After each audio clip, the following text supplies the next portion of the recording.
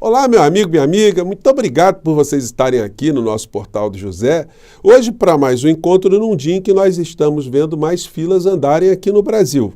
Lendo os comentários de muitos de vocês, dá para perceber assim um inconformismo muito grande de muitas pessoas pelo fato de estarmos assistindo, nesse começo, apenas pessoas tidas como pessoas comuns que fazem parte da base daquilo que a gente chama de bolsonarismo, os famosos patriotas, entre aspas, que estão sofrendo condenações muito pesadas no Supremo Tribunal Federal. Mas hoje na CPMI do 8 de janeiro está sendo exposta para a sociedade brasileira um personagem até então não conhecido, né? Um grande empresário da região central do nosso país, do Centro-Oeste, que foi um dos financiadores, junto com seus familiares, dos atos que culminaram naquilo que a gente viu no 8 de janeiro. Ele ali liberou uma série de caminhões, isso aí a gente já denunciava na época, né, que estava acontecendo, e você recebeu muitas imagens assim, que realmente deixavam que todos nós ficássemos apavorados, né? O que essas pessoas são capazes de fazer, o que elas estão querendo. Isso tudo, gente, tem sempre uma motivação, né? Que é a figura do inelegível, do crápula, do maníaco do Planalto, do covarde, que se fez de fingido, se fez de mudo, ficou silenciosamente parado para que essas coisas tivessem um segmento. E como eu já disse para vocês algumas vezes, no direito penal, a omissão, muitas vezes, ela é penalmente relevante. Bom, isso dá para a gente fazer aqui vários debates sobre essas questões, mas o resultado prático é que essas pessoas que estão sendo expostas hoje, elas sofrerão também penas muito pesadas, elas não vão conseguir escapar, já estão sofrendo ali uma série de sanções econômicas, uma série de bloqueios. Mas a condenação criminal virá para elas, inclusive, ou mesmo sendo algumas delas, né, pessoas com as cabeças bem branquinhas, né? Bom, vamos conversar com vocês sobre essas questões e outras que estão acontecendo no Brasil, mas antes de mais nada, é sempre muito importante convidar você que está chegando agora ao nosso portal e não nos conhecia, para que você se inscreva aqui conosco, você que é muito bem-vindo, enfim, compartilhe os nossos vídeos, dê o seu joinha, venha participar aqui das nossas atividades, tá bom? E se puder, se inscreva também no nosso clube de membros. Bom, vamos seguir aqui para os assuntos.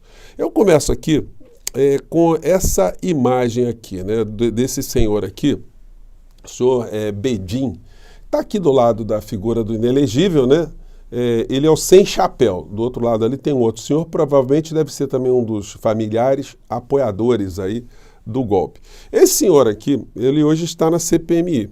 E, enfim, deu entrevistas dizendo que a ditadura militar no Brasil foi muito boa, que só quem não trabalhava na ditadura, quem não queria, enfim. E se diz bolsonarista até debaixo d'água, né? É impressionante, né? Uma pessoa que está sendo ali responsabilizada criminalmente, está tendo o patrimônio dela bloqueado, está vendo os familiares entrarem numa fila também para serem condenados e dizer que apoia isso, né? Até o final. É um negócio meio esquizofrênico, é um negócio psiquiátrico, e eu vou mostrar aqui para vocês que essa percepção que nós compartilhamos aqui no nosso portal, que nós estamos diante de algo que vai além do debate político, nós estamos diante de uma enfermidade psiquiátrica de alguns setores da sociedade, está sendo percebido também por outros personagens importantes da política do nosso país.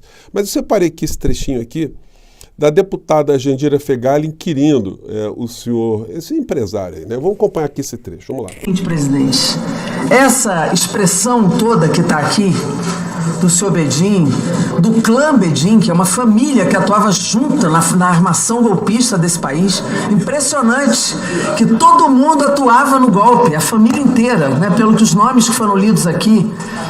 As tentativas de defender a ditadura estão no DNA de quem ajuda um ato golpista.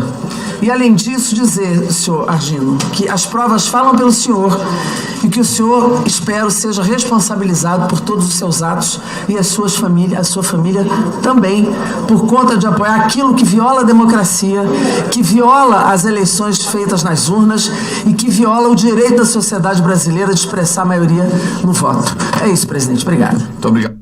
Tiozinho, o senhor tem ainda alguns cabelos brancos aí, esse senhor que está no meio aí. Mas não vai ser aliviado, não. Como eu tenho dito aqui para vocês, tudo que se vê numa CPMI, enfim, está sendo publicizado, as pessoas estão acompanhando ali. Mas o que vai definir mesmo o futuro dessas pessoas é o relatório final, que funciona como um relatório de um inquérito policial. Inquérito policial na Polícia Federal, na Polícia Civil, e aí o inquérito de uma CPMI tem a mesma validade, vai ser encaminhado ao novo Procurador-Geral da República, que não será o senhor Augusto Aras. Então, a situação para essas pessoas ficará muito complicada, né? Eu separei aqui também essa fala aqui do deputado Rogério Correia, que cita isso que eu comentei com vocês, né? Que a gente vai ter que começar a entender melhor esse fenômeno no Brasil para poder combatê-lo, né?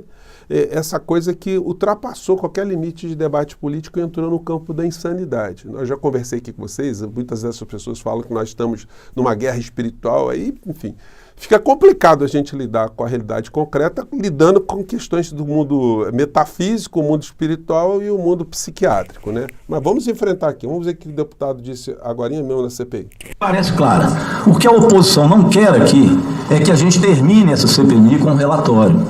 Por isso eles têm medo do relatório, porque o relatório é muito concreto, na linha de tempo que nós temos, que se inicia mesmo antes da vitória do presidente Lula, com o presidente Jair Bolsonaro atacando as urnas e tentando contratar hacker para fraudar a urna, para mostrar fraude de urna e conturbar o processo eleitoral brasileiro. Até o dia 8 de janeiro, onde eles fizeram toda esta quebradeira e por causa disso o senhor está aqui. O senhor caiu também no bolsonarismo. O bolsonarismo me parece uma espécie de doença hoje no Brasil. Muito obrigado. Deputado Marcon.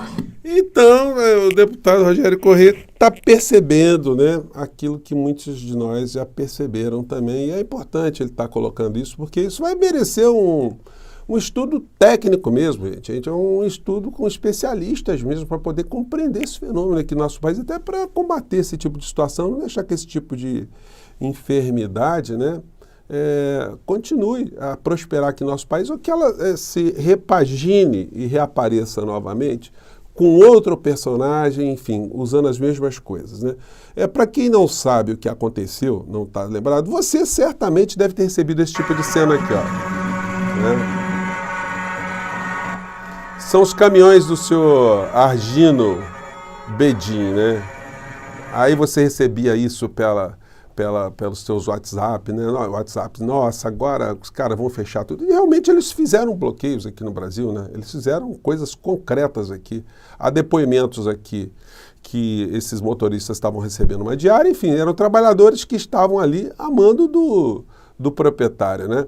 O que eu chamei a atenção na época era uma questão envolvendo a logomarca dos caminhões, né? Todos eles tinham uma logo específica pedindo intervenção, muitos com a logo da empresa e todos eles com o mesmo tipo de encaixe da bandeira do Brasil, né?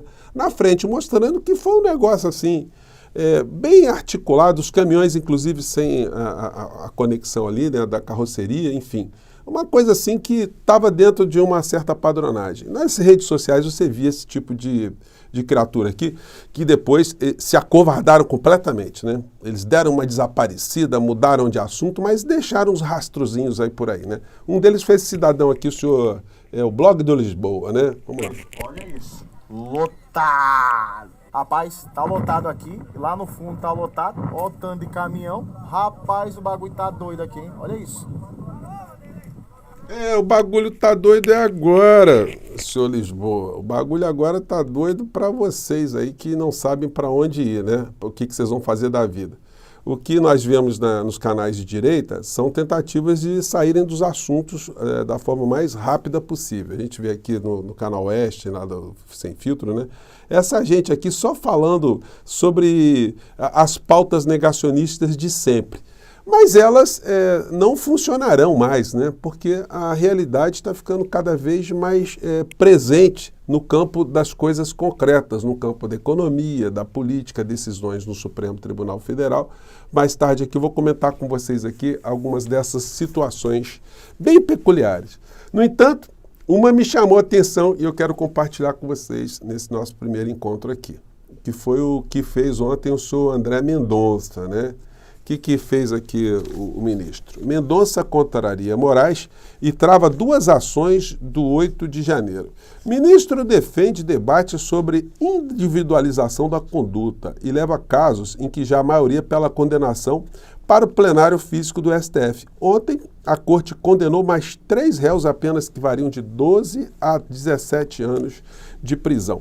Eu já comentei com vocês, não existe na legislação nenhuma obrigatoriedade de individualização de conduta quando você tem um crime que tem uma multiplicidade muito grande de agentes.